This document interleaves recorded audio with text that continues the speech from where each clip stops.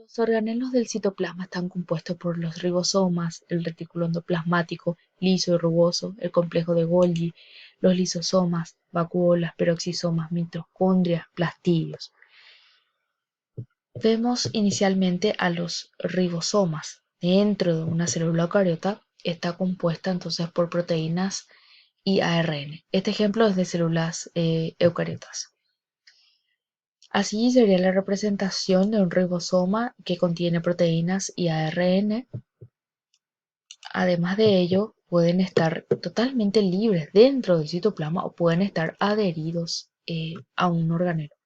¿Cuál es su función? Su función es sintetizar polipéptidos ya sea en células procariotas y en células eucariotas. En cuanto al retículo endoplasmático, puede ser el retículo endoplasmático liso y el retículo endoplasmático rugoso. El retículo endoplasmático liso no tiene ribosomas en su superficie externa. Sintetiza lípidos, hidratos de carbono y modifica proteínas, y además da origen a las vesículas que llevan proteínas. El retículo endoplasmático rugoso tiene ribosomas en su superficie externa. Sintetizan proteínas y aquí la diferencia entre ambos. El retículo endoplasmático liso, aparte de su estructura, se encuentra alejada del núcleo y el retículo endoplasmático rugoso se encuentra a continuación del núcleo, más o menos el organelo siguiente del núcleo. El retículo endoplasmático contiene carabinas moleculares que son enzimas que catalizan el plegamiento de proteínas para que asuman una conformación adecuada. Entonces, si tenemos una proteína que está en una desproporción con una conformación inadecuada, las carabinas moleculares, estas enzimas son las encargadas entonces de reordenarlas y de que asuman una conformación adecuada. Además de los proteosomas, que son complejos proteínicos del citosol que digieren la destrucción de proteínas defectuosas. Luego hablamos del complejo de Golgi o aparato de Golgi que se encuentra entre el retículo endoplasmático rugoso y liso. Aquí podemos observar el aparato de Golgi. Bueno, estos son sacos membranosos aplanados, apilados, cuya función es modificar proteínas y además de empaquetar las proteínas secretadas y clasifica las proteínas que van a ir dirigidas a las vacuolas o bien a otros organelos. El complejo de Golgi, haciendo un zoom, sería más o menos esta estructura, la del complejo de Golgi, y tienen cisternas, que serían como estos sacos membranosos apilados que contienen productos celulares. Y tiene una cara cis, que sería hacia el núcleo. Y su función es recibir materiales. Recibe entonces materiales de vesículas de transporte, la cara cis.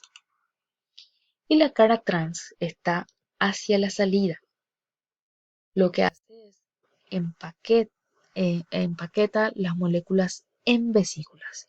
Entonces la cara cis es la que recibe vesículas de transporte y la cara trans sería entonces hacia la salida, se encuentra y empaqueta las moléculas en vesículas de nuevo para que puedan ser transportadas.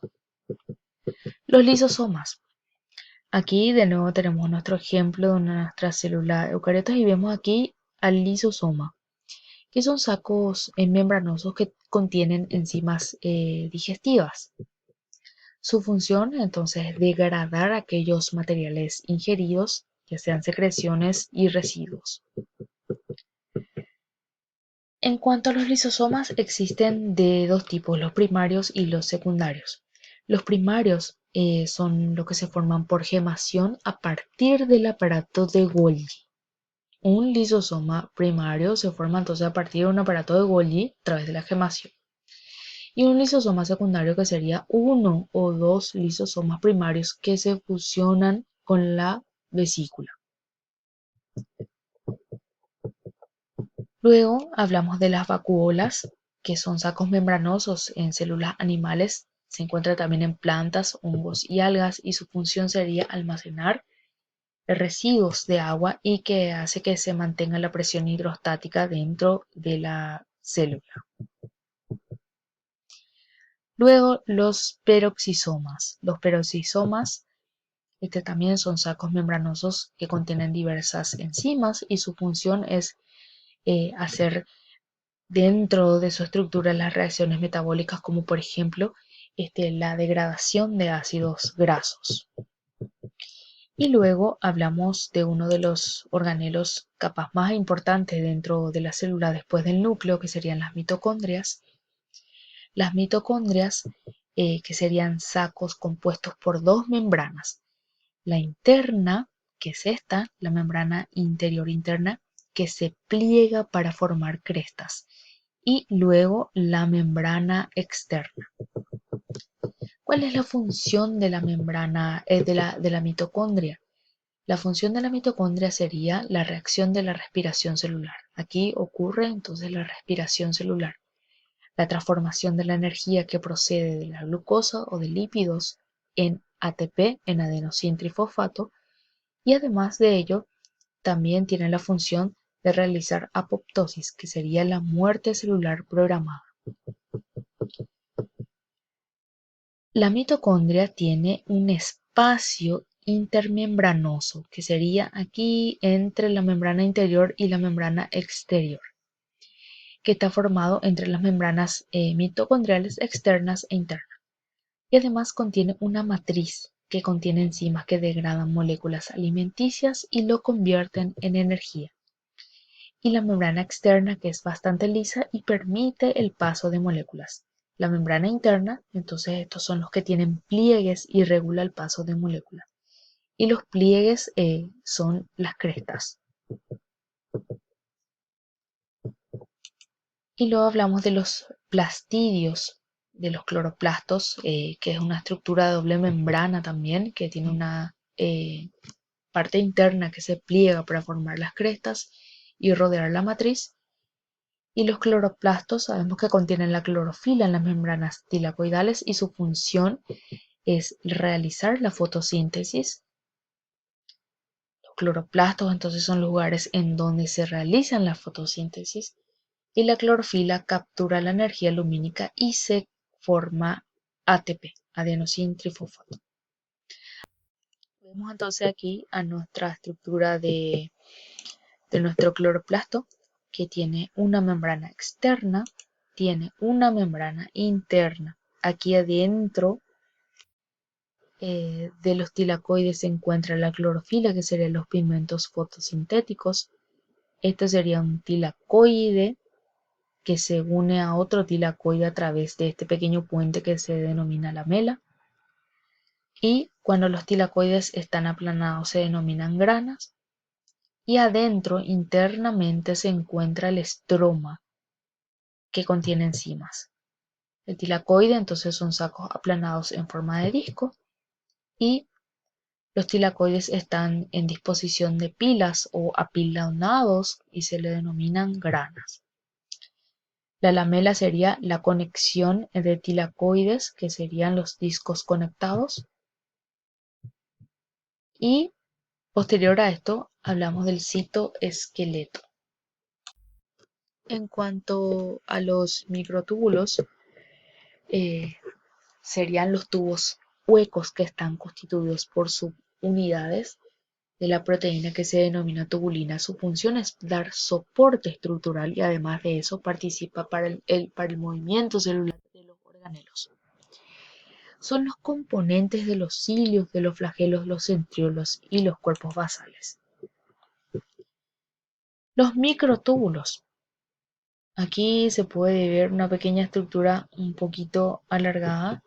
Se trata de los microtúbulos, que serían los filamentos huecos delgados que están formados por dos proteínas que son bastante similares, que es la alfa-tubulina y la beta-tubulina. Esta sería la estructura de un microtúbulo, que contiene entonces dos tipos de proteínas que son bastante similares, la beta y la alfa-tubulina. están implicadas entonces en el movimiento de los cromosomas también durante la división celular, que ocupan un papel bastante importante. Luego, hablamos también de las proteínas asociadas a los microtúbulos, que está la parte estructural y la parte motora. La parte estructural que regula el ensamblaje de los microtúbulos y lo entrelazan con otros polímeros, y la parte motora que utiliza ATP para producir movimiento. Bueno, y los microtúbulos de los cilios y de los flagelos. Sabemos que los cilios y flagelos ayudan a los organismos unicelulares a moverse en un entorno acuoso que tiene una estructura bastante similar. Este sería el movimiento ondulatorio del flagelo y del cilio, que tiene un movimiento un poco más cortito pero más rápido. El flagelo un poco más onduladito. Bueno, y esto sería, si se hace un corte del cilio del flagelo, esta sería una estructura interna. Y vemos aquí que tiene una membrana plasmática y que consiste en un tallo cilíndrico que contiene microtúbulos que están dispuestos en 9 pares de túbulos unidos entre sí. O sea, son 9 pares de microtúbulos que están dispuestos unos con otros, y en el centro microtúbulos no emparejados. Esta sería entonces una estructura de un microtúbulo más o menos similar a un tallo cilíndrico. Luego hablamos de los microfilamentos, que sería una estructura sólida en forma de varilla que está formada por una proteína denominada actina, y su función es dar soporte estructural, movimiento celular y de organelos, y también participa en la división celular. Luego los microfilamentos, que tiene dos cadenas poliméricas entrelazadas de moléculas de actina. Aquí vemos un ejemplo en donde están las cadenas poliméricas entrelazadas entre sí como moléculas de actina. Aquí vemos entonces los filamentos de actina. ¿Cómo generan movimiento? Generan el movimiento ensamblándose y desensamblándose. Luego la miosina, que se encuentra en las células musculares, que es la unión de microfilamentos con otros filamentos.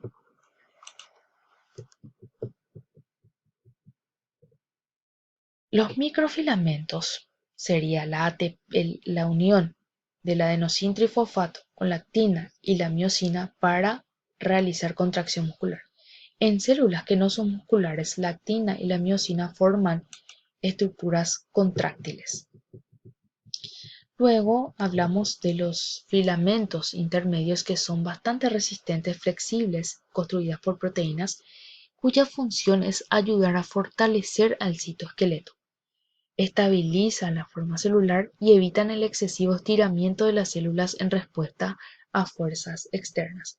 Vemos aquí entonces un microfilamento, que es un monómero de actina, y luego forma un filamento intermedio. Un filamento intermedio es aquí en donde nos encontramos, ¿sí? Filamentos intermedios en esta sección. Y entonces esto ayuda a fortalecer el citoesqueleto, estabiliza la forma celular y evita el excesivo estiramiento de ciertas células que, en respuesta a fuerzas externas, hacen entonces que resista más el filamento intermedio. Luego los cilios, que serían proyecciones cortas de la superficie de una célula, y está constituido por una estructura 9 más 2, ¿sí?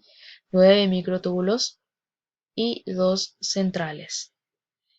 Participan entonces en el movimiento de organismos unicelulares y hace que se muevan los materiales sobre la superficie de algunos tejidos.